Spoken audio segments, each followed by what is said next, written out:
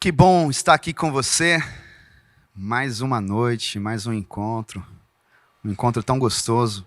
Eu confesso que particularmente eu gosto muito, já gostava antes da pandemia, dos encontros da quinta-feira.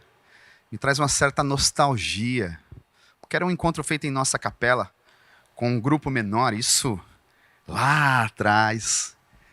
E eu adorava, porque eu cresci numa comunidade assim, uma igreja menor. E aí, óbvio, que esses encontros de quinta faz eu rememorar, mesmo sendo online, este momento intimista, de proximidade, de comunhão com pessoas queridas, com irmãos amados, irmãos e irmãs amadas. Eu hoje quero refletir, vou pensar com você uma história muito simbólica e muito conhecida também. Certamente, em algum momento da sua vida, você já ouviu, pelo menos ouviu, esta história do cara que foi engolido por uma baleia. Pois é, hoje eu quero refletir com você, pensar com você, a partir da história de Jonas. Antes de nós partirmos propriamente para a leitura da palavra de Deus, da Bíblia, hoje eu vou ler, inclusive, em Jonas, capítulo 4, do verso 1 ao verso 11. Deixa eu tentar minimamente contextualizar. Se você não é tão familiar com a história, deixa eu tentar te situar, para você não se perder aí, no meio desta série, porque eu vou dar um salto mais à frente. Então, eu vou tentar situar.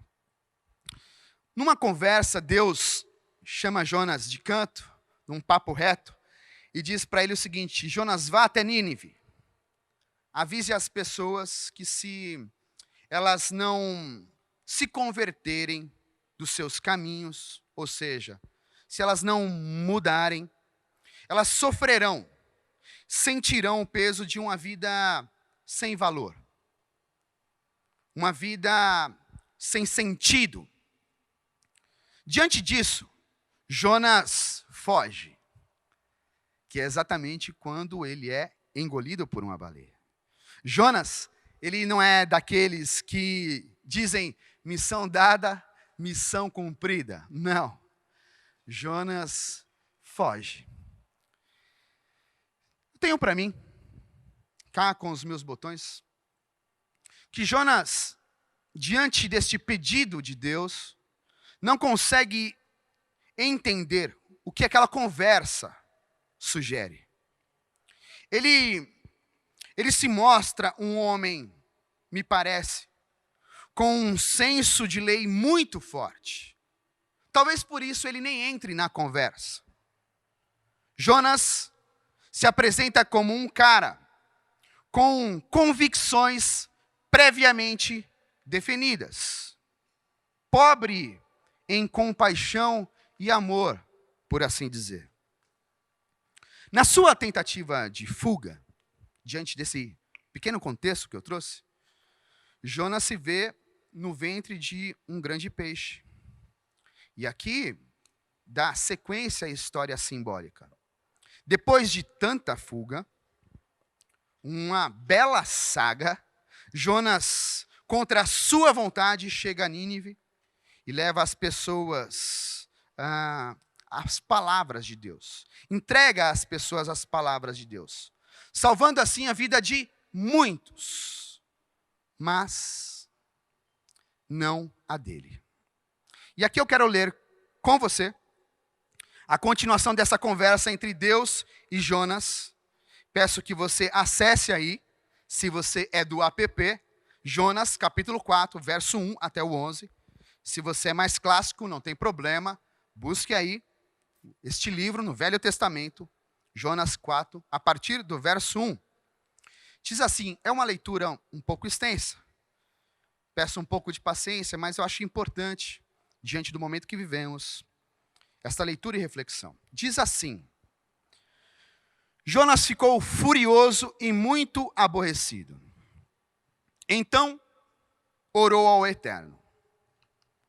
Ó Eterno, eu sabia, quando eu estava em casa ainda, sabia que isso ia acontecer. Isto que as pessoas de Nínive ouviram as palavras de Deus trazidas por Jonas e tem um insight, uma eureka.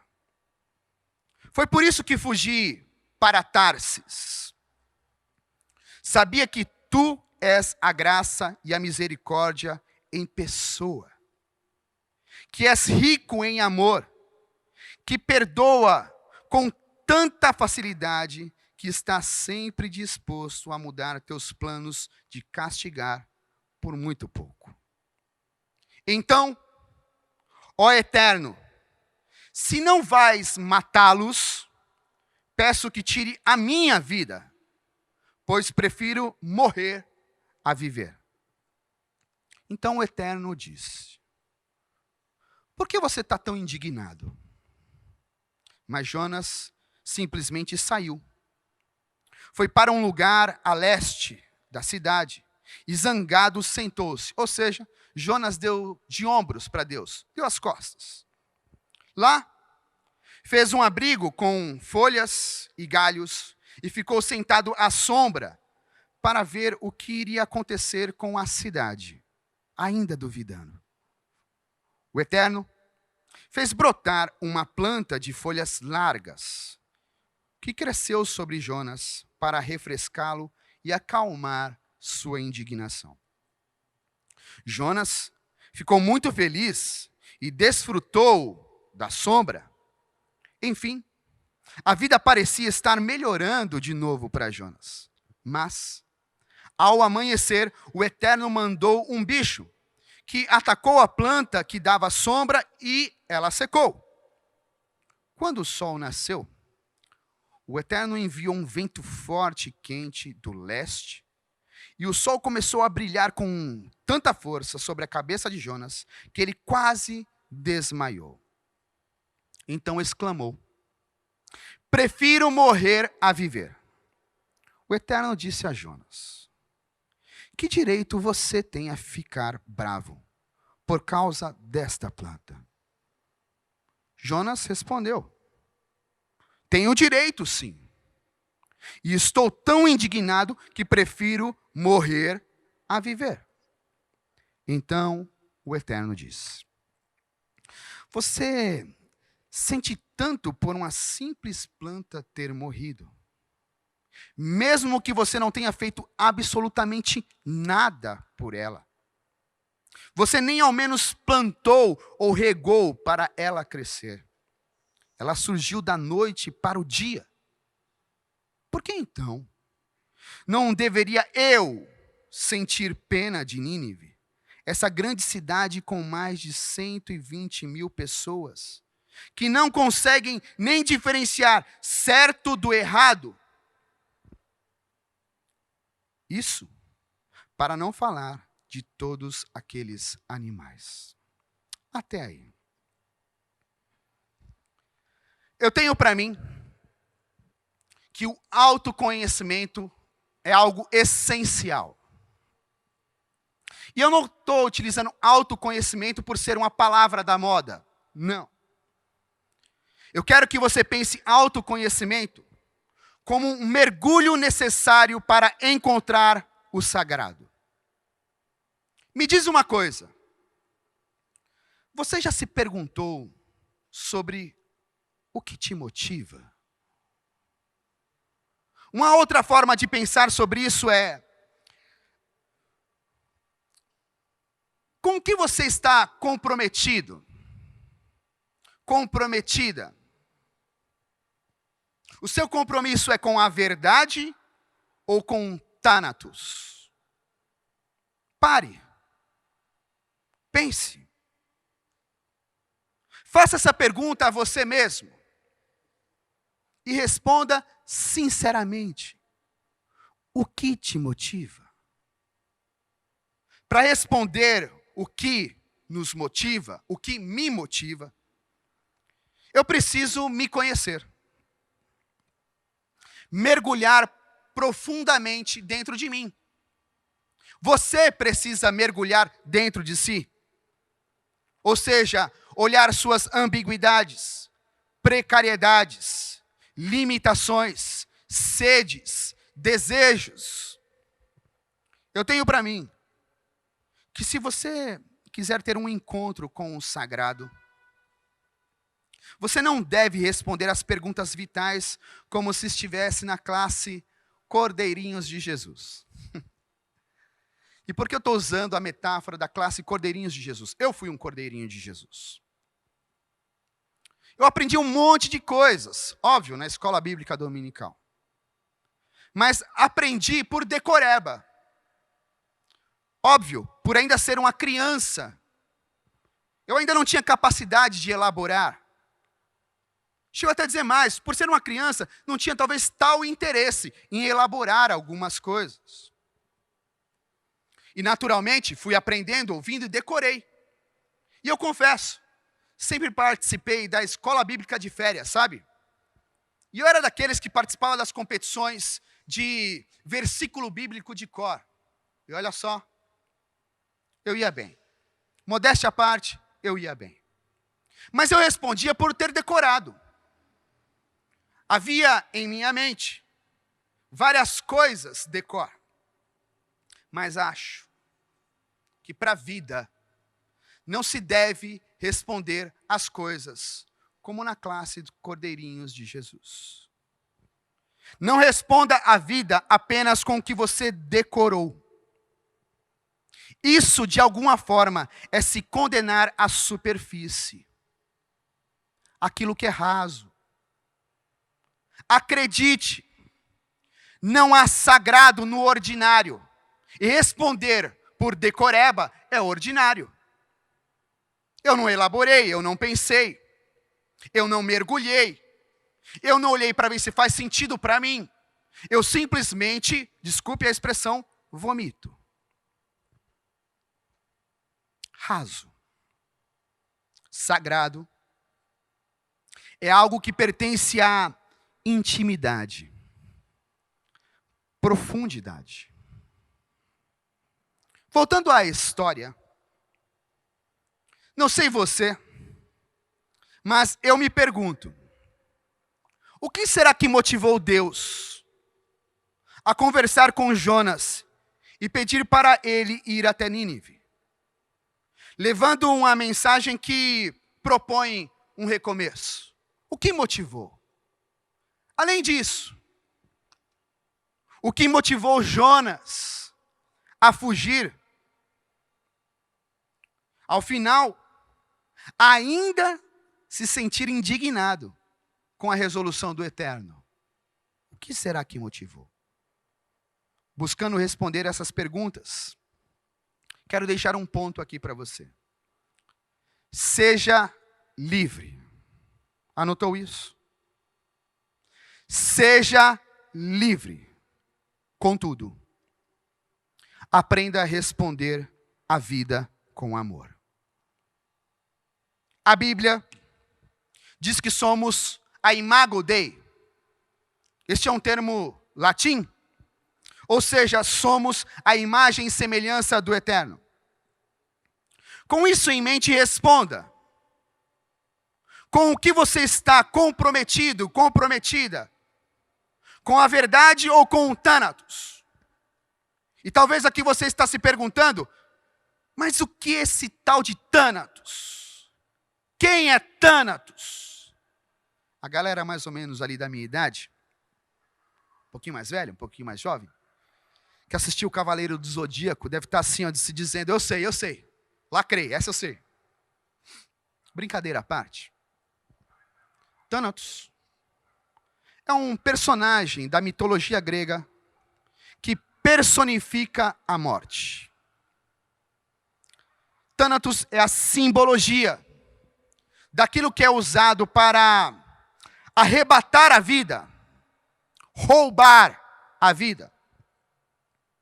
Freud, o velho Freud, em sua teoria psicanalítica, também fez uso desta ideia, dando à pulsão de morte o nome de Thanato. Pulsão, para quem não é tão familiar, que nos empurra na direção da morte, da autodestruição. E é claro, para as pessoas aqui da área, eu estou cometendo falhas imensas, porque estou tentando simplificar uma teoria mais longa, mas apenas para nos orientar. Uma punção que nos empurra na direção da morte e também da autodestruição. Voltando, responda para si mesmo. Com o que você está implicada? Verdade ou Thanatos? Verdade ou a morte? Quando proponho para pensarmos, questionarmos sobre a verdade, eu estou tentando, me arriscando, desejando que você lance o seu olhar para os valores de Jesus. Como assim? Eu desejo que, ao você ser interrogado, esta questão, quando bater em seu coração, com o que você está comprometido, verdade ou Thanatos, quando você pensar em verdade, você de alguma maneira tente identificar o que Jesus fez. Como é que ele fez? E mais, por que ele fez? Ou seja, quais eram os motivos dele, de Jesus de Nazaré, viver daquele modo, agir daquele modo? Está difícil. Por exemplo, deixa eu tentar deixar mais claro a partir de uma história também conhecida. Da passagem tão conhecida do diálogo de Jesus com a mulher e alguns homens. A mulher pega em adultério. Por que será que Jesus não cumpriu a lei? Não se esqueça, Jesus é judeu. Jesus não é cristão. Jesus não é católico. Jesus não é evangélico. Jesus é judeu. O que eu quero dizer com isso?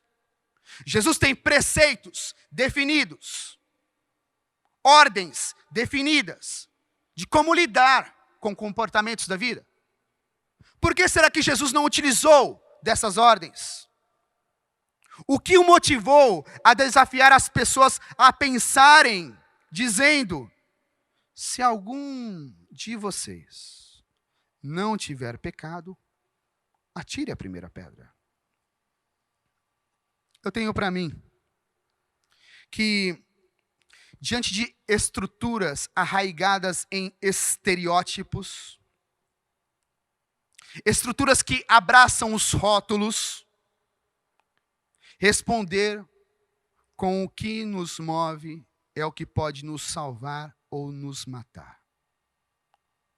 Jesus, nesta história, neste encontro com essa mulher e esses homens, responde com aquilo que o move. Jesus se apresenta com aquilo que pode trazer vida e não aquilo que rouba a vida. Jesus prefere ter um compromisso com a verdade do que com Thanatos, aquilo que arranca a vida de nós. O poeta Renato Russo, contemporâneo nosso, que particularmente gosto demais, eu gosto muito de música, gosto de rock e pop, me aventuro às vezes a cantarolar por aí. Tem uma música que ele dizia assim, ó: é só o amor que conhece o que é verdade. O amor é bom, não quer o mal, não sente inveja ou se envaidece. Por que faço menção a esse poema? A proposta do Nazareno é essa: só amor. Ponto final. Não há outra proposta. Não há outra ideia. É só amor. A graça inaugurou abriu as vias para os caminhos do coração e não mais apenas os caminhos da razão ou da lei, por assim dizer. E quando eu digo lei, não é apenas a judaica. Não. Nós, que construímos o cristianismo, criamos leis que são tânatos, ao invés de um compromisso com a verdade.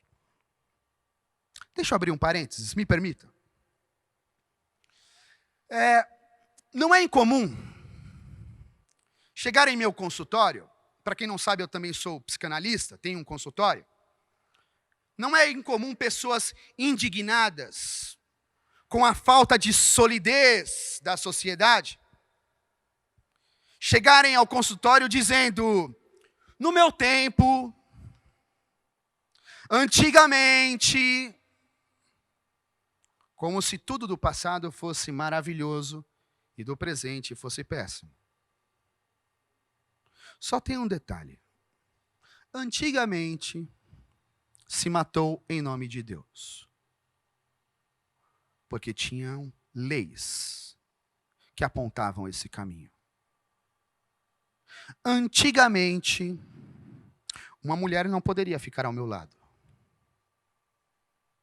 Inclusive num lugar de protagonismo, levando voz a surdos.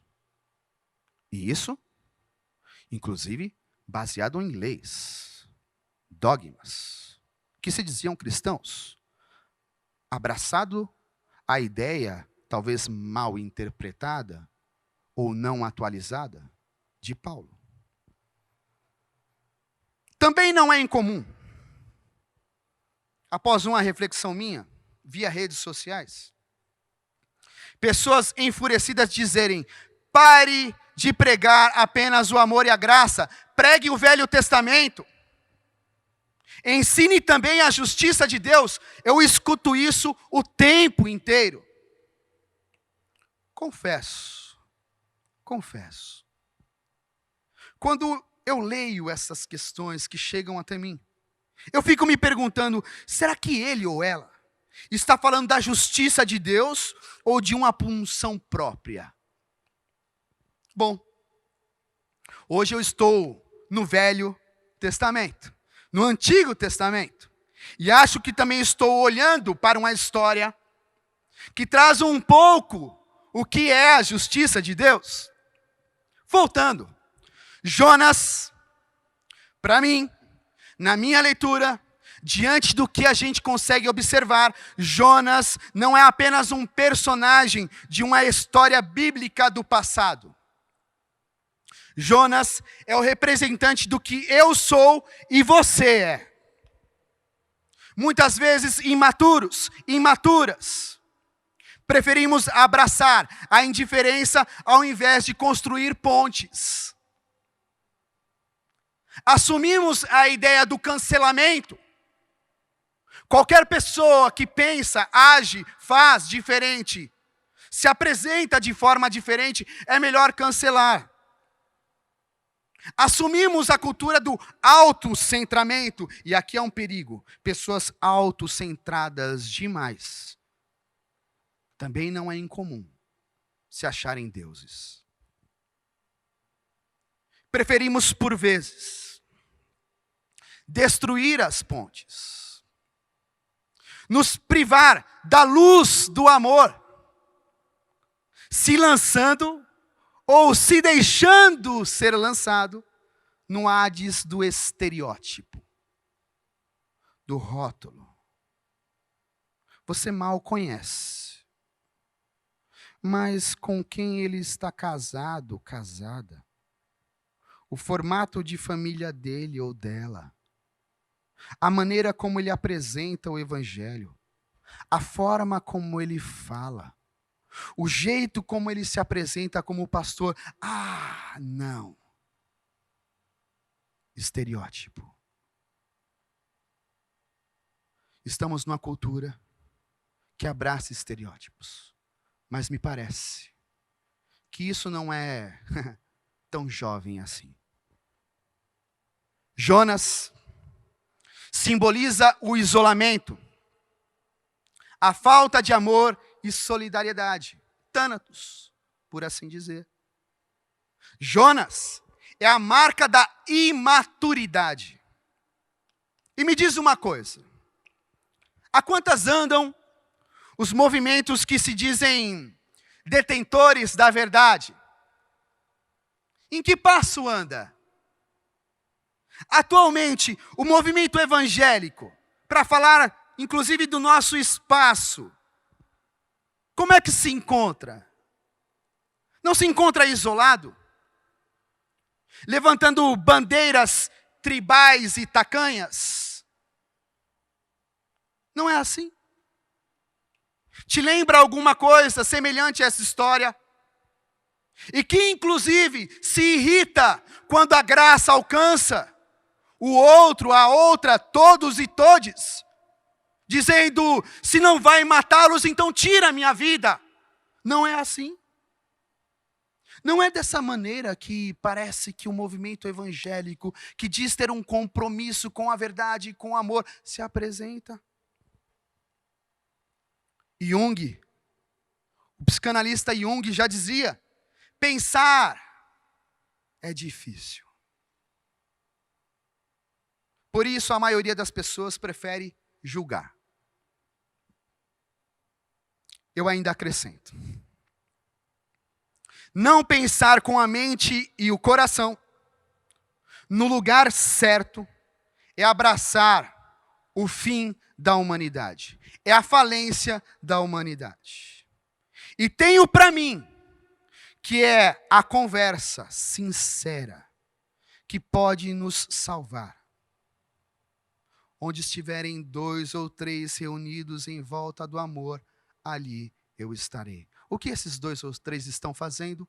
Conversando, trocando, louvando, dialogando, entendendo, percebendo, aprendendo histórias do outro, levando a sua história para o outro. Em outras palavras, negligenciar uma conversa, pontes, por assim dizer, pode nos levar ao isolamento e o aprisionamento da vida, ao Hades, à escuridão. Fala-se tanto de inferno, está aí. Este é um inferno. Achar que a vida se encerra em você e nos seus valores e percepções de mundo. Negligenciar conversas sinceras, íntimas e profundas, pode nos impedir de ter um encontro com Deus. Pois Ele mora, pelo menos eu tenho essa percepção, Ele mora no entre, é aqui, ó. Quer um símbolo de onde está Deus? Nem aqui, nem apenas ali. Como assim, Will? Eu falo para ouvintes. Surdos não me compreendem. O amor não alcançou todo mundo. Ela fala para surdos. O amor acabou de alcançar outras pessoas. Entre. É exatamente nesta conexão. É exatamente neste vínculo. É exatamente nesta parceria que Deus se apresenta.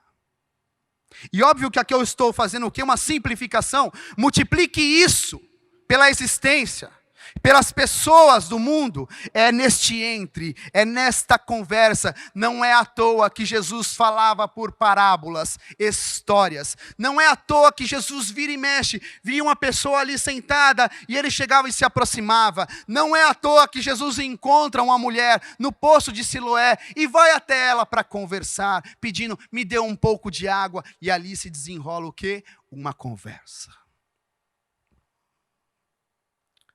A conexão entre o eu e o tu, como bem diz o pensador Buber, é nesta conexão, é neste vínculo, é nesta questão frágil aqui que Deus mora. Acredite, eu já estou caminhando para o fim. Não conversar, apenas aplicar a lei é abraçar um compromisso que não tem nada a ver com a proposta do divino. Vou repetir. Não conversar. Fechar os ouvidos para os outros e inclua nesses outros todas as pessoas que você imaginar. Não conversar. Fechar esses ouvidos. Aplicar apenas a lei. Não tem nada a ver com o compromisso apresentado por Deus na figura de Jesus de Nazaré.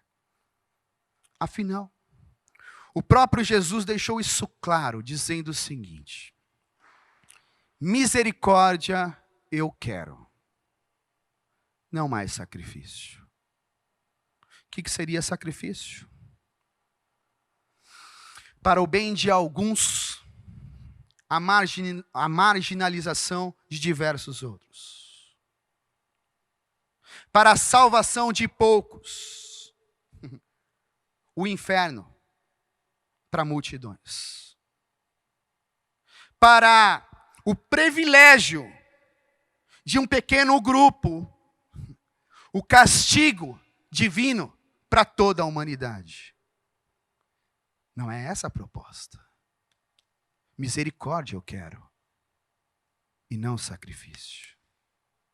Por isso, para encerrar, eu afirmo, e quero que isso fique em seu coração: a graça é a mais magnífica e surpreendente resposta para a vida. A graça é a mais sublime e a maior surpresa, a mais bela surpresa de resposta para a vida. Nela está a responsabilidade, o respeito e a abertura para que uma conversa se inicie e nunca termine. E assim exista a possibilidade de recomeços em qualquer tempo, a qualquer momento. Misericórdia quero, e não sacrifício. Se identificar com Jonas significa abraçar a imaturidade da lei. Se identificar com Jesus significa abraçar a sublime graça que se lança a conversas que nos levam à conversão, à mudança, à metanoia, a perdão, a vida sem medida. Amém? Eu quero orar agora com você. Quero entregar este tempo e quero já deixar aqui avisado de antemão, não se esqueça. Domingo, 10 da manhã, aqui, neste canal do YouTube, você tem um encontro marcado. Encontro com quem, Will? Um encontro com Deus, como sugere o nome do nosso culto.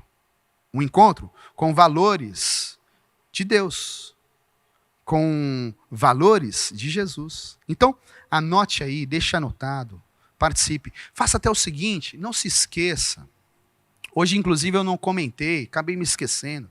Mas não se esqueça de sempre nas nossas reuniões dar um like, compartilhar, convidar amigos e amigas para participarem, porque nós queremos levar essa mensagem da graça onde nem imaginamos. Ser sem fronteiras. Essa é a nossa ideia e esse é o nosso desejo colocado por Jesus em nosso coração. Então vamos orar? Feche seus olhos. Jesus de Nazaré, obrigado, Jesus, por nos apresentar uma outra forma de ver a existência. Jesus, obrigado por nos deixar uma referência. Obrigado por nos apresentar uma maneira de fazer pontes e não mais tacar pedras. Jesus de Nazaré, obrigado por nos convidar a assumir um compromisso com a verdade, que é o amor. Obrigado por nos convidar a assumir um compromisso com a vida que vem de ti. Jesus de Nazaré, através do seu Espírito, nos ensine a sermos livres, mas respondermos à vida com amor. Nos ensine, Jesus, a não termos as mesmas motivações de Jonas, mas as motivações que vêm de Ti, de dignidade, de gratidão, de um olhar leve, cheio de beleza para a existência. Jesus de Nazaré nos ensina a também sermos filhas e filhos de Deus. É assim que eu te peço. Amém. Amém. Aí onde você está, no quarto, na sala, na cozinha, não sei, no carro, não sei onde você está, no escritório talvez ainda, estenda aí a sua mão. Eu quero deixar para você uma bênção, que o amor de Deus, este amor, que é a pura verdade, que nos convida para a vida, que a graça de Jesus, que não tem fronteiras, que aboliu os limites da lei, que a amizade profunda do Espírito Santo, que nos chama para recomeços hoje, amanhã e depois de amanhã. Sejam conosco todos os dias. Fiquem na paz, queridas e queridas. Até domingo.